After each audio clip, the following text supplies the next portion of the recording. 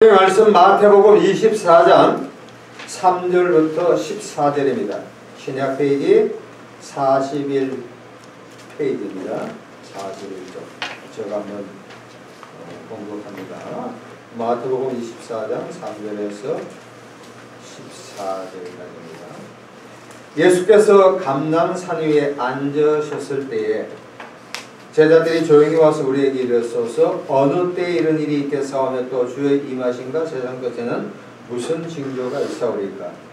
예수께서 대답하여 이르시되 너희가 사람의 미혹을 받지 않도록 주의하라. 많은 사람이 내 이름으로 와서 이르되 나는 그리스도라 하여 많은 사람을 미혹하리라. 난리와 난리의 소문을 듣겠으나 너희는 삼가 두려워하지 말라. 이런 일이 있어야 돼 아직 끝은 아니니라.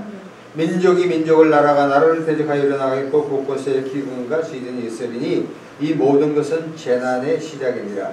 그때 사람들이 너희를 환난에 넘겨주겠으며 너희를 죽이리니 너희가 내 이름 때문에 모든 민족에게 미움을 받으리라. 그때 많은 사람이 실족하게 되어 서로 잡아주고 서로 미워하겠으며 거짓 선지자가 많이 일어나 많은 사람을 미혹하겠으며 불법이 성악으로 많은 사람의 사랑이 식어지리라. 그러나 끝까지 견딘 자는 구원을 얻으리라. 이 천국 복음이 모든 민족에 증언되기 위하여 온 세상에 전파되리니 그제야 끝이 오리라. 아멘.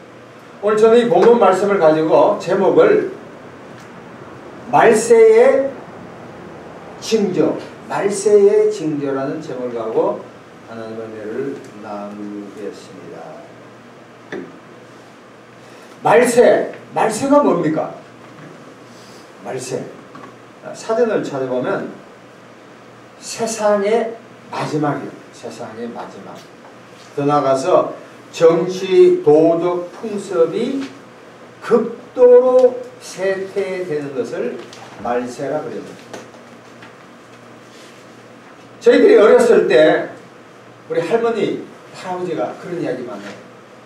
아이고 뭐가 뭐요? 말세요, 말세요. 그렇다는 거예요. 약 3000년 전 이집트에서 일어난 이야기. 그 고대 문헌을 보니까 요사이 젊은 것들이 버릇이 없어 말세구나. 여러분 우리나라가 지금 어떻게 되어갔습니까? 정치, 경제, 사회, 문화 어떤 모든 면에서는 아마 끝이 다가오지 아니했는가 할 정도로 극도로 정치적으로 또 윤리도덕적으로 많이 부패되어 있고 제 생각에는 나라와 민족과 하나님의 나라를 생각하지 아니하고 개인의 어떤 치부나 개인의 어떤 자랑 이것으로 살아간다고 생각합니다. 자, 그런데 기독교청, 크리스찬이 기독교청에서 말세가 도대체 언제 나와요? 말세는 2000년 전에 예수님이 이 땅에 오신 예수님의 초림이라고 그러죠. 요한복음 1장 4절에 말씀이 육신이 되어 예수님께서 성육신 하신 그때부터 예수님이 다시금 재림하는 그 기간을 뭐라 그래요? 말세라고 그래요. 다시 한번 정리합니다. 세상의 말세와 달리 우리 성경에서 말세는 전부 한 7번 말세라는 낱말이 등장하는데 예수님의 초림에서 예수님의 재림까지가 뭐라고요? 말세예요. 그럼 우리가 지금 뭐요? 지금은 말세지 말이라고 그러죠. 전 세계에 돌아간 걸 딱 보면. 자, 본문을 한번 보시기 바랍니다. 3절 보세요. 예수께서 감람산 위에 앉으셨을 때에 제자들이 조용히 와서 이르되 우리에게 이르셨어요. 첫 번째 제자들이 12명의 제자가 뭐 거의 동시에 물어봅니다. 첫 번째 어느 때? 영어로 보면 when 언제냐 이거야. 말세가 도대체 언제 오냐 이거야. 두 번째 이런 일이 있겠사오며 또 주를 임하신가 세상 것에 무슨 징조? What sign? 그러니까 어떠한 징조가 있냐? 어느 때 어떤 징조가 임하느냐. 예수님께서 4절 이야기합니다. 자, 그까지입니다. 여기에서 예수님은 제자들의 첫 번째 질문, 제자들이 예수님은 도대체 말세가 언제입니까? 주님 언제 옵니까? 재림. 우리 재림의 때를 압니까? 몰라요. 1992년도인가?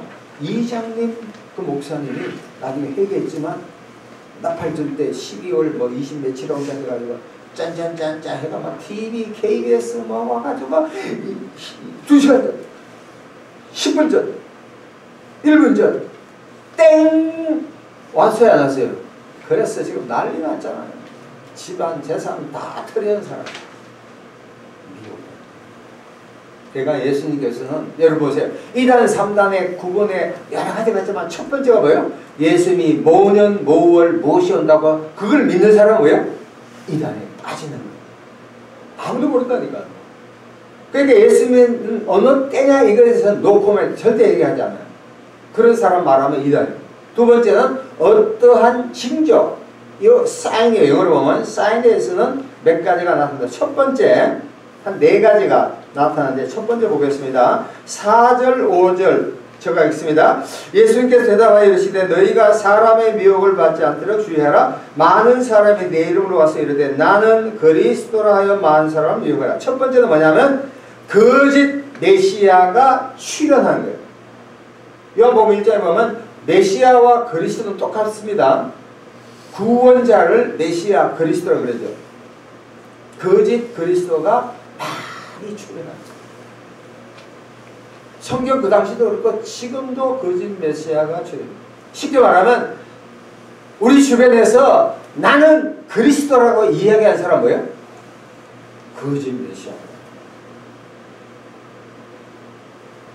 미국에서 좀 됐지만 데이빗 코레시, 짐 잔스, 우리나라에서 세계적인 종교인 누굽니까? 문선병 씨, 박태선 이런 분들도 거짓 메시아입니다. 죄송합니다. 우리나라의 큰 교회 목사님도 거짓 메시아가 될 수 있어요, 없어요? 가능성이 있는 거예요. 뭘 기준으로 하냐? 자기 설교가, 자기 메시지가 하나님 메시지보다 더 앞서는 거예요. 그럼 교인들이 앉아서 믿습니다. 할렐루야, 아멘.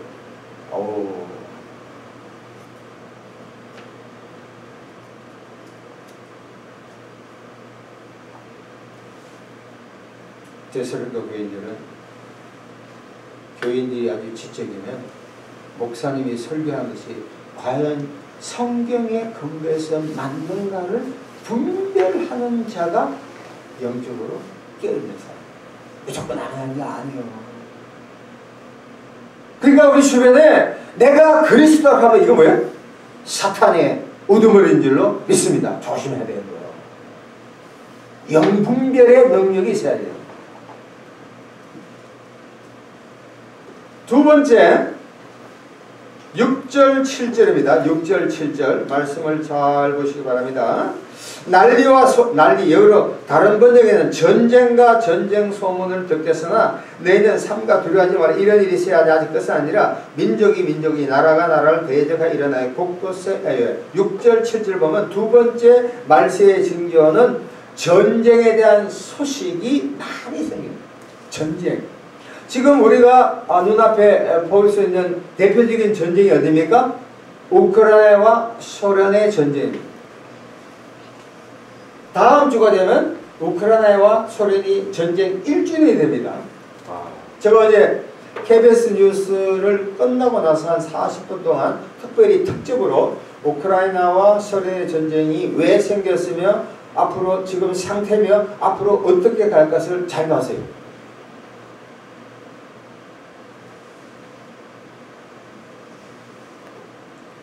결국은 우크라이나가 나토, 유럽에서 나토는 군사협력이고 EU는 경제협력이거든요. 그러니까 우크라이나가 이 강대국 옆에 있는 민족들이 늘 시달려.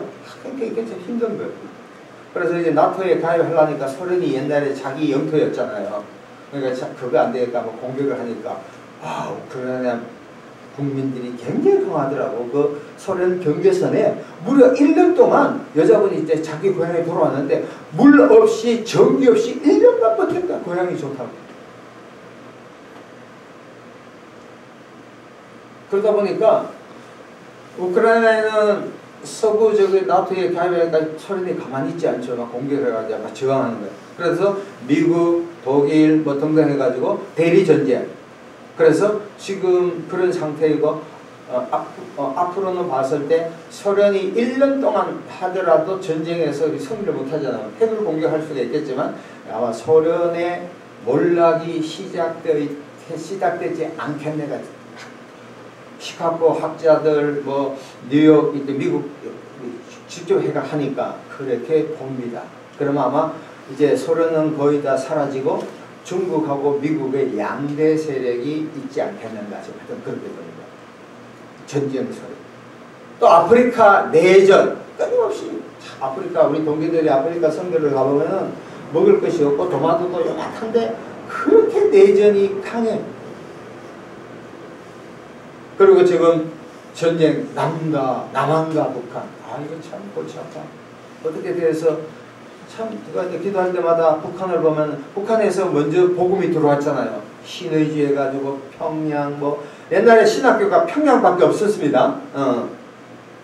교회들이 굉장히 많아서 근데 지금 교회 지하교회 몇 개 외에는 뭐 봉수교회 외에는 교회가 없잖아. 북한 사람들. 그러니까 6.25가 전쟁이 나서 우리가 한 300만 죽었지만 이북에서 괜찮은 사람 똘똘한 사람들은 전부 남한에 왔다고요. 그것이 남한의 경제 성장과 전 세계에 나갈 수 있는 도전이 대단히 됐다고요. 그 당시에 6.25 끝나고 나서 서울대학교는 상당히 율이 높은데 김일성 대학은 미달이 똘똘한 사람들 다 내려온 거예요. 그래서 지금 북한 출신의 교회를 세운 게 가장 영락교회. 거기는 영락교회 저 같은 사람 가고 싶어도 안 돼. 왜냐 북한 출신은 하면 안 돼. 독립문교회 이런데. 그러니까 지금은 되지만 남대문 시장 종로가 상권들을 전부 다 북한 사람들이 다 잡는 게 개성상이들이 그 자식들 잘 키워가지고 한국에 상당한 그 밑거름이 됐다고요. 근데 가만히 기대보면 왜 그렇게 북한에 먼저 복음이 들어왔는데 아직 70년이 지난 시점에서 우리가 남과 북이 대적해야 된다. 우리가 한국에서는 몰라. 근데 해외에서 보면 참 한심한 사람들이에요. 왜냐하면 동남아를 가보면은 노스코리아가 더 유명한 거예요. 왜냐? 70년대까지만 하더라도 북한이 남한보다 더 살았다고요. 미국에서 제가 몇십 년 살아보면 미국 사람들 아직까지 너 어디서 왔냐? 노스코리아, 사우스코리아 간다. 우리는 북한은 우습겠지만 그 70년대까지만 해도 동남아나 이쪽에서는 북한이 잘 살았거든요. 지금은 형편없지만. 서독과 동독이 지금 그 통일할 때 경제력이 7대1이지만 지금 남한과 북한의 경제력은 거의 50대1 정도로 비교도 안 된다. 오직 저 하나 있는 건 핵이야, 핵. 핵밖에 없다. 지금 김정은이가 지금 둘째 딸인가? 앞세우고 지금 40도 안 된 친구가 그렇게 그들도 그러잖아. 말이 안 된다고. 지금은 4차 산업시대에 진짜 남과 북이 합해가지고 전 세계 경제적으로 이렇게 나가야 되는데 우리가 머리에다가 핵을 이고 있다는 거 이거 참 비극이에요. 기도 많이 합니다. 북한을 위해서. 북한 이름을 부르겠어. 자, 세 번째 8절 보겠습니다. 8절.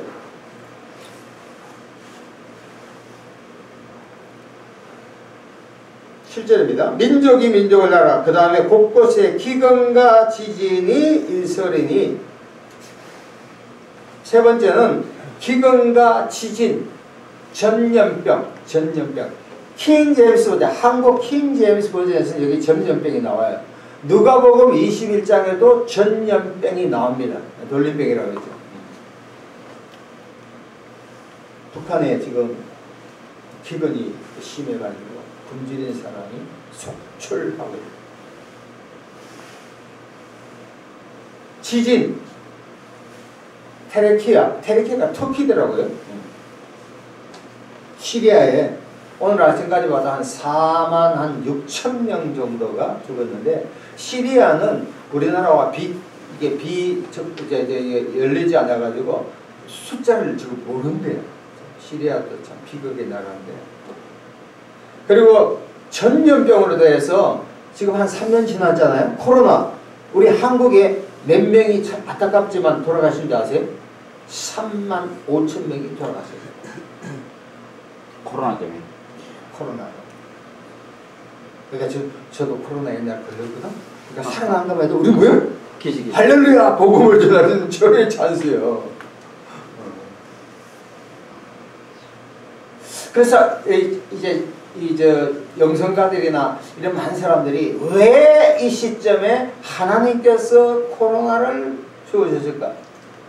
우한 중국에서 그 처음 시작했잖아요. 비위생적인 막지다 뭐 했지만 이유를 막론하고 가만히 생각하면 돌아가신 분들에 대한 참 애석하지만 이것이 넓은 의미에서 하나님을 찾는 거지만 말세의 징조다. 별거 아니다. 응? 이렇게 저는 참 마지막으로 8절 보면 한번 보십시오.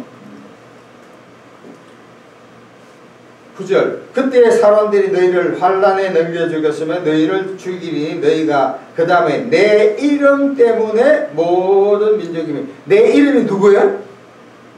예수님. 그러니까 여러분 저는 두 가지로 봐요. 예수 믿으면서 고생한 사람이 있고 예수 믿으면서 고난받는 사람이 있어요. 무슨 얘기인지 아세요? 구체적인 얘기하자면 내 아는 선교사가 최근에만 모금을 막 해요. 근데 보면 지혜롭지 못하기 때문에 사고를 치는 사람은 고난받는 거예요. 고생하는 거예요. 고생한다고 나 생각해요. 진짜 예수를 진짜 믿기 때문에 고난받는 사람이 천국에서 큰 상급이 준비된 줄로 믿습니다. 그러니까 욕먹을 질 하면 안 된다. 자, 이까지입니다. 이 징조가 거짓 메시아가 출현했고 전쟁의 소식과 기근, 지진, 전염병, 박해. 자, 그 다음에 13, 14절이 오늘 매우 중요한 겁니다. 하오의 문제요. 자, 13, 14절을 같이 한번 크게 읽겠습니다. 시작.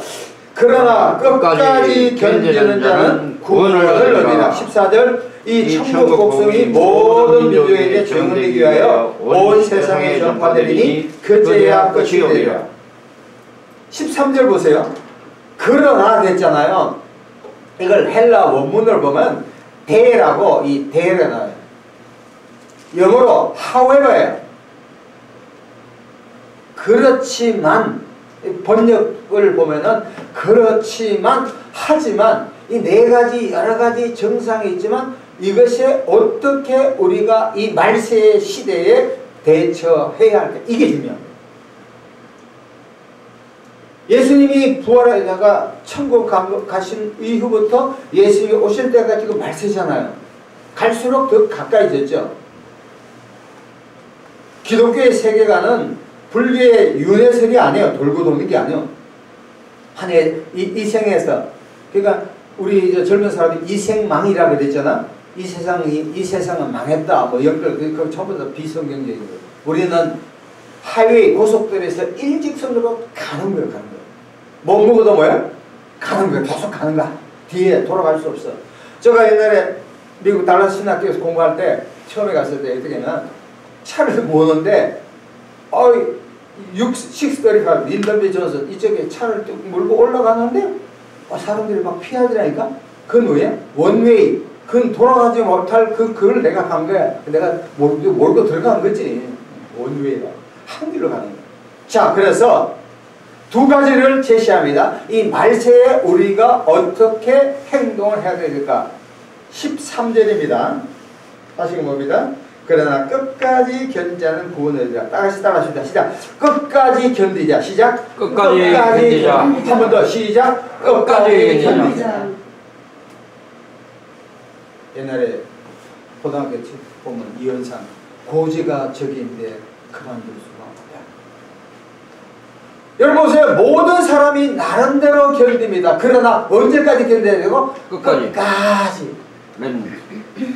여러분 하나님께서 사람을 축복하려고 하면 그 자리를 왔다 갔다 하면 돼야 안 돼요? 하나님이 그 사람을 축복할 때까지요? 끝까지 견딜 때 하나님의 축복이 임할 줄로 믿습니다. 여기 갔다 저기 갔다. 미국에는 직장을 많이 오겠지만 한국도 지금 많이 그래. MZ 세대들이 많이 그래도 목회학에서 보면 목사들이 이런 이야기 합니다. 여기가 목회가 마음에 안 든다, 뭐 부흥이 안 될 때 목사님들 다른 데로 막 가려거든. 그때 하나님의 징표가 뭐냐면, 야 까부지 마라. 거기에서 하나님이 옮길 때까지 거기에 있어야 돼, 안 되죠? 있어야 되는 거야. 내가 마음대로 직장을 옮긴다? 내가 마음대로 뭐 교회를 옮겨? 내가 마음대로 뭘 옮겨? 될 것 같아? 10전 몇 패요? 12패요. 절대 아니야. 그렇다니까. 우리 이제 선배들이 이게 산전수전, 공중전, 지상전을 다 겪은 사람이야. 마찬가지로 이때 여러 가지 어려움이 있지만 하나님이 인정할 때까지, 하나님이 우리를 세울 때까지 우리는 뭐 해야 돼요? 견뎌야 할 줄로 믿습니다. 제가 좋아하는 그 분 중에 안희숙 여사라고 했죠. 그럴 수도 있지. 당신은 죽어요. 그런데 안 죽어요. 하여튼 책을 한 10권 정도 이유 평안 죽으리라. 또 예, 뛰어난 사람. 김동명 목사 그 사모로 했다가 근데 보면 이런 말 보지만 뛰어난 사람은 어머니들이 훌륭한 어머니들합니다. 그 어머니가 초등학교 안 나왔지만 안효승 여사님이 어릴 때부터 아주 총명했어. 그래서 책 읽어봐요. 제가 달라스 일 때나 다른 데 집회를 한번 가봤는데 거의 원고 없이 그냥 막 그러고 나서 하나님으로부터 어떤 계시를 받았어. 그때 최건능 목사님부터 능력을 받고, 그러고 나서 일본이 기도한 가운데 일본이 곧 그때 이제 원자탄이야. 하여튼 불이 임한다. 그걸 받았는 거야. 우리 이승만 대통령도 그걸 알아는 거야. 그러고 나서 일본에 찾아가가지고 너희 나라가 회개하지 않으면 망할 것이다. 그러니까 일본이 한양할 때 그 여자의 말을 들어야 돼요. 요거 못된 것 해가지고 그때 신사참배해가지고 고신, 장로교 고신, 부산에 지금 이제 고신대가 수원 쪽으로 옮겼더라고요. 하여튼 전부 다 감옥이었다. 그 사람들이 고신의 원조가 옥중성도, 옥중성도 감옥에 다 집어넣은 거예요. 그러니까 안희승 여사 이분이 무려 감옥에서 6년간 고초를 겪은 거야. 말할 수 없이. 전도도 많이 했지만. 그리고 나서 우리나라 해방이 1945년 8월달 됐잖아요. 해방 불과 얼마 전에 안희승 여사가 사형을 받아야 되는데 그 해방이 딱 된 거예요. 그러면서 그의 어머니가 안희숙 딸을 위해서 면회를 자꾸 간 거예요. 면회 가면서 이런 말을 했대요. 이수가 힘들지. 엄마 참 힘들어.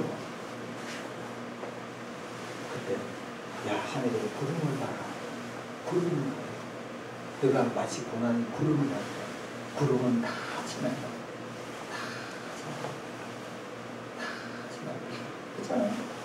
어제도 서울 날씨가 굉장히 안 좋았죠. 탁하고. 오늘은 조금 낫잖아. 응? 마찬가지로 저와 여러분이 이 땅에 태어나서 한양 땅에 살면서 얼마나 힘들어. 정치, 경제, 문화 모든 점이 어렵다 하더라도 하나님의 때에 모든 것을 다 새롭게 변화시켜 주실 줄로 믿습니다. 그때까지는 인내해야 하는 거야. 인내해야 돼. 끝까지 됩니다. 여러분 오늘 메시지가 바로 그거 합니다. 첫 번째 메시지가 뭐냐면 여러분이 지금 뭐 영끌적뿐만 아니라 정치, 경제, 문화 모든 면에서 참 힘들거든요. 자 이때는 요동하지 아니하고 자부를 안 섞지 왔다 갔다 하지 아니하고 하나님께서 여러분을 어려움에서 이겨날 때까지 뭐 해야 됩니까? 인내하셔야 될 줄로 믿습니다. 네, 인내하셔야 돼요. 아멘. 또 두 번째 14절입니다. 14절 마태복음 14 같이 읽읍시다. 이 천국 복음이 모든 민족에 전거하기 위하여 온 세상에 전파되었다 해 그제야 두 번째 따라합시다. 복음을 전하자. 시작. 복음을 전하자. 예수 그리스도를 전해야 돼요. 첫 번째는 인내하고 두 번째는 예수를 전하는 거예요. 제가 이번에 동남아를 개인적인 가정사로 해 내가 갔다 왔어요. 동남아를 가보니까 이 모슬렘 이슬람교가 아주 많이 전파되었어요. 새벽 5시에 우리나라 새벽 종처럼 꽁 소리가 막 들려. 무슨 소리가 지진 나는 거지만 그게 아니에요. 근데 그 나라 사람 착해가지고 그러잖아요. 그러면서 우리 아는 사람하고 이게 그쪽을 쭉 이렇게 자꾸 이게 차를 걷고 이게 여행을 해보면서 뭘 느끼냐니까 딱 하나 히트가 뭐냐면 그러니까 켄터키 프라이 치킨, 다음에 피자 헛, 맥도날드 이런 게 막 다국적 기업들이 막 들어온 거예요. 아하, 이게 다 서구적인 거예요. 그러니까 단점도 있지만 결국 이런 미국이나 또 영국 그런 이 자본들이 유럽 자본들이 들어옴으로 인해 가지고 자본의 이제 잠식이나 뭐 이런 거 있지만 그것을 통해서 복음이 들어가는 거예요. 아하, 앞으로는 여러분 보세요. 사도행전 1장 8절에 온 유대와 사마리아 땅까지 보는 것처럼 예루살렘, 로마, 북유럽, 영국, 다음에 미국, 지금 동남아 시대예요. 동남아. 전 세계 물동량의 약 25% 이상이 동남아입니다. 동남아. 중국을 포함해 전부 다 앞으로 동남아 시대입니다. 그런 거 보면은 아하, 지금 교회를 가봤는데 목사님하고 이야기하면서 앞으로 이 동남아 시대에 이 복음이 대단히 중요하고, 제가 10월 달에 인도에 이제 말씀 가르치러 갈 건데 영어로 가는데 지금 준비 중인데 이게 동남아 시대가 이게 열렸구나. 여러분 보세요. 제가 몇 주 전에 전주하는구나. 밤에 딱 도착하니까 그 나라 인천공항에 아시아 사람들이 우리나라 일하러 많이 왔다고요. 주로 안산, 이야기가 안산 쪽이 많이 있잖아요. 그런 사람들이 우리나라가 너무 좋대. 동굴로 왔잖아요. 그러니까 안산 쪽에 가면 4호선 보면 외국 사람들이 대단히 많아요. 그런 사람들을 교육시키고 복음 전하는 거예요. 그 한국은 지금 인기 넘버원이야.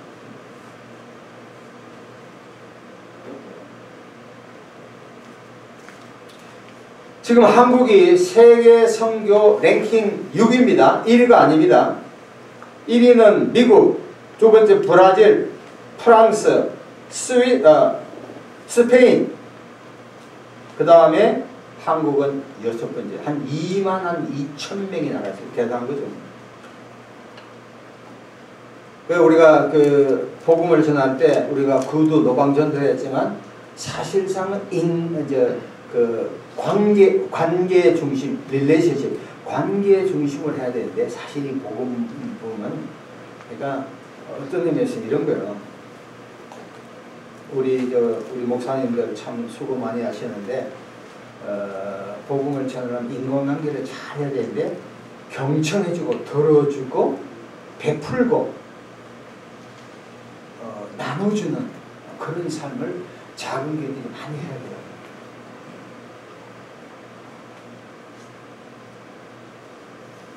말씀을 맺습니다. 2차 세계대전 중에 아우슈비츠 강제 수용소의 벽에 유대인이 쓴 말이 있습니다.